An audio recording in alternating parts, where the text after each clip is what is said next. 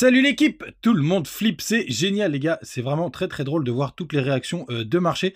Donc on va faire un gros point sur le sujet, on va revenir dans le passé pour vous montrer quand même ce qui s'est passé il y a à peu près, ça doit être 4 ans maintenant, pour vous montrer aussi ce qui se passe. On va parler bien évidemment du court terme, on ira voir notre ami BTC, mais surtout on ira voir les alts, où est-ce qu'ils en sont, pour essayer de comprendre ce qui se passe. On regardera toujours cette clôture de la Bitcoin dominance qui est juste parfaite, et bien entendu on ira voir la grosse news du jour, parce qu'il y en a une grosse. Donc les gars, restez branchés. Le BTC ce matin, 95 150 $, on perd 1%. On a été à 3293 $. XRP est en forme, plus 3% dans le bas du tableau. Plus 3% XRP, non, n'importe quoi, moins 3%. Je me suis écouté dire des conneries. Link, lui, il prend 2%, c'est le seul qui est dans le vert avec HBAR plus 5%. On a Hype qui continue de corriger, même s'il avait fait un joli rebond. On est à moins 14% ce matin. Il y a quelques cryptos qui sont stables comme LTC, PP et NIR. On a AV aussi qui est bien en forme, 9%. Est-ce qu'on va avoir un DeFi moment? On va voir sur les prochaines heures. Et en tout cas, aujourd'hui, c'est ENA, un de mes chouchous pour ce bullrun, qui fait un joli, qui a 0,8% de perte, mais qui est 50e. Les gars, on démarre tout de suite, on va faire différent aujourd'hui, on va parler tout de suite du Total 3 pour se projeter vraiment où est-ce qu'on en est, parce que c'est quand même très intéressant ce qui est en train de se passer. Et ce que je voulais vous montrer, c'est déjà d'un point de vue Fibo, ce qui est très intéressant, parce que quand vous avez des grosses corrections, tout simplement, enfin des corrections, ce qu'il faut regarder, c'est le premier palier, qui est les 0,382, qui est un palier hyper important. Là, on est en weekly. Et donc, qu'est-ce que ça nous dit, ce palier des 0,382? Donc là, je suis sur le Total 3, c'est tous les alts, sauf Ether et BTC, c'est pas un alt, donc sauf Ether, pour le coup. Et vous voyez, les 0,382, on les a tenus à la perfection, regardez, en weekly.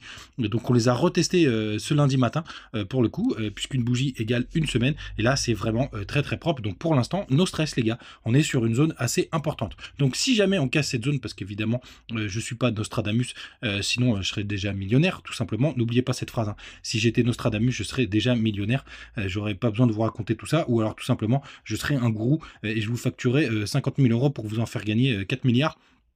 Pour le coup, ce serait beaucoup plus simple, mais c'est pas le cas, désolé. Si on perd les 0,382, tout simplement, en général, on vient rechercher les 0,618. Donc, si jamais vous voyez une clôture weekly et que la suivante confirme cette clôture, malheureusement, ça nous emmènera vers les 0,618. Pour l'instant, c'est pas du tout le cas, les gars. Donc, on est sur une hyper bonne zone de rebond. Je vous le disais, j'ai vu pas mal de gens paniquer. J'ai vu des youtubeurs qui ont perdu des sommes folles. C'était à mourir de rire, et qui étaient en PLS et qui ont dit qu'ils arrêtaient le trading pendant un laps de temps. Bref, je vais pas citer de nom parce que ce serait de leur faire de la pub. Et c'est pas l'intérêt ici, mais c'est vraiment très drôle, et il y a beaucoup d'énervement du côté de Twitter et même du côté de Telegram. Pour le coup, j'ai vu quelques agacements. Mais c'est pas grave, c'est normal, le marché crypto, c'est vraiment une machine à laver. Donc, ce qu'on voit ici, aujourd'hui, tout simplement, c'est qu'on est sur une zone magnifique.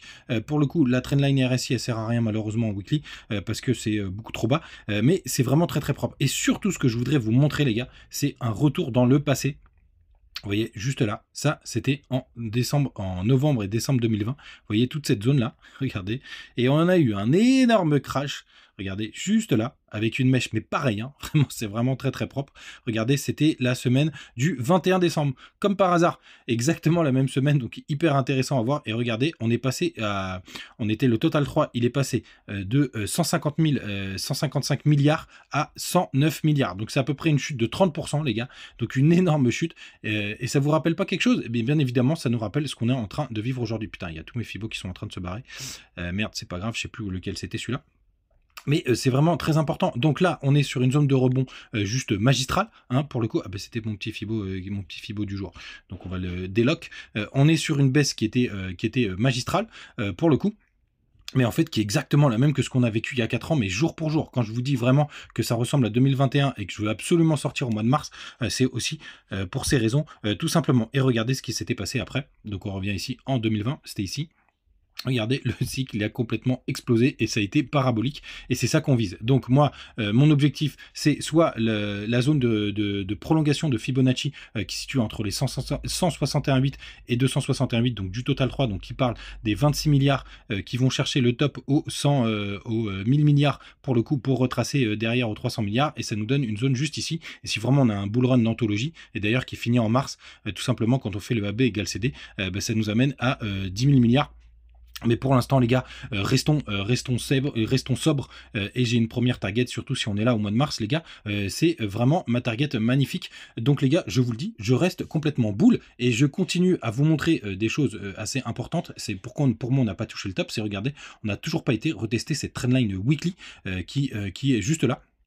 Donc tout simplement, si on fait le mois de mars, bah, ça nous emmène juste ici. Vous voyez, hop, donc dans quelques semaines, hein, pour le coup, on n'est plus très loin, et d'avoir un RSI qui remonte. Alors si entre-temps il y a une correction, pourquoi pas, hein, les gars, il peut y avoir encore une correction, c'est vrai, mais franchement, on est dans une zone exceptionnelle, incroyable, magnifique, c'est complètement barjot. Allez, on continue de se donner de l'opium, la Bitcoin dominance, je vous avais dit, cette zone des 0,618, je vous refais pas la vidéo de samedi, mais regardez-moi cette clôture, mais c'est juste magnifique, regardez-moi ça, c'est au poil de cul. Alors ça dépasse un petit peu, peut-être que j'ai mal mis mes fibos, si vous voulez, peu importe, mais c'est juste parfait. Donc là, on est sur la bonne zone de rechargement de short, tout simplement. Donc on peut considérer que le BTC, là, désormais, il va faire moins bien que nos autres cryptos. Pour le coup, ça va créer des divergences sur divergences, évidemment.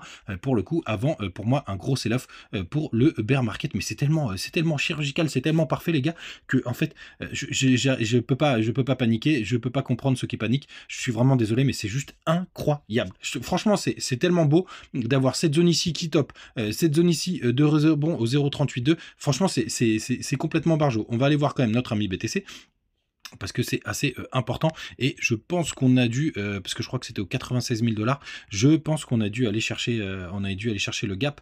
Ouais, il était juste là, hop, hop, hop, hop, hop. Oh, 102 000, non, c'était celui-ci, pardon. Je vous dis des bêtises, mais il doit être tout petit, il doit être en 4 heures, et on a dû aller le chercher, vous voyez, sur cette mèche. Enfin bref, il est même pas signifiant, on a été le chercher directement, donc vraiment très très propre, mais il était très difficile à jouer. Celui-là, je l'admets. Du côté du BTC intrinsèque, pour le coup, en weekly, on a une magnifique bougie rouge dégueulasse, donc elle est vraiment magnifique, mais regardez, elle vient se poser, encore ça, c'est vraiment incroyable, elle vient encore se poser au middle range quand elle a cherché le bas du range, les gars. Mais c'est vraiment, mais trop propre. Pardon, je suis complètement, ça fait longtemps que j'ai pas fait de vidéo, là, vous en ai pas fait hier, mais c'est vraiment trop propre. Regardez-moi ça, comme c'est beau. Alors la bougie d'hier, regardez, elle a clôturé pile sur le middle range. Ça, c'est un range que je vous ai proposé il y a maintenant plus de 2 semaines. C'est pour ça que je vous disais que je gardais mes trucs. Alors évidemment, en plus, regardez cette figure, on a fait un pullback parfait. On a été chercher cette figure. Je vous avais dit qu'elle était bearish et qu'elle était bullish si on clôturait au-dessus, mais ça n'a pas été le cas pour le coup. Elle a vraiment respecté les règles, parce qu'il y avait à peu près 70% de chances que ça pète à la baisse. Ça l'a fait, mais ça ne veut pas dire fin du bull run. On a été chercher plein de points d'intérêt, notamment sur les contrats dérivés. Donc c'est vraiment, les gars, vraiment c'est beau, c'est trop beau, c'est vraiment trop beau. L'analyse technique, ça me rassure sur le fait que c'est vraiment un intérêt. Alors, je vous montre quelques trucs qui sont un peu relous quand même, parce que il faut pas se cacher la vérité, vous le savez, c'est pas du tout le cas aujourd'hui. Tiens, regardez, dans mes recherches, pour montrer que je suis pas millionnaire, je continue à jouer à l'euro-million pour le coup, et j'ai gagné un peu d'ailleurs, j'ai gagné quelques dizaines d'euros, ça paiera les prochains. Donc ce qui est un peu relou, c'est Binance, on a 61% de long, et vous savez que j'aime pas trop quand cet indicateur est punchy, parce que c'est plutôt bearish à court terme. On va quand même aller jeter un œil. On a eu quand même des grosses sorties du côté des ETF Bitcoin, hein.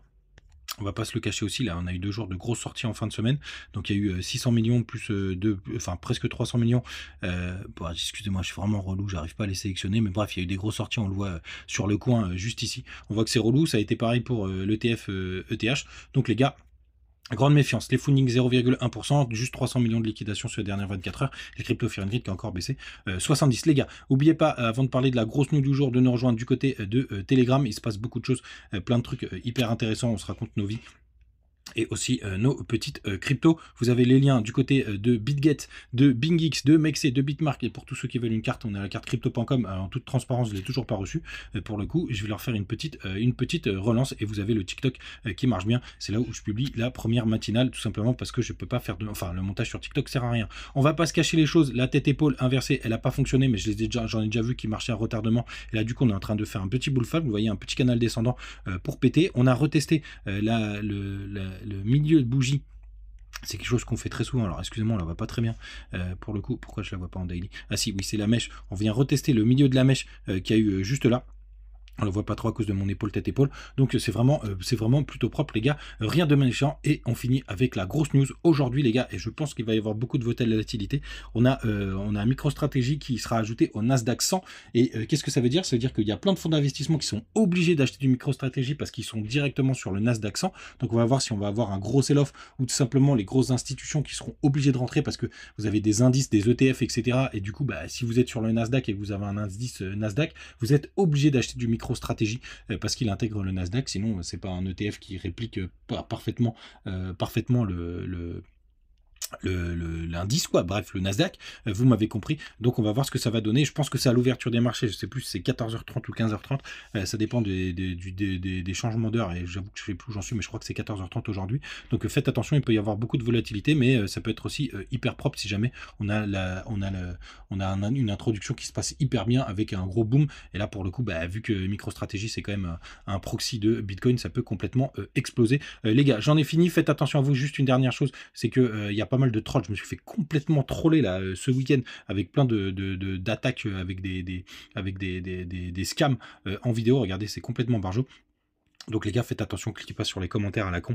C'est pour ça que tous mes vrais liens, ils sont en description, ils sont contrôlés, ils sont vérifiés, ils sont qu'avec des partenaires, qu'avec des gens avec qui je parle.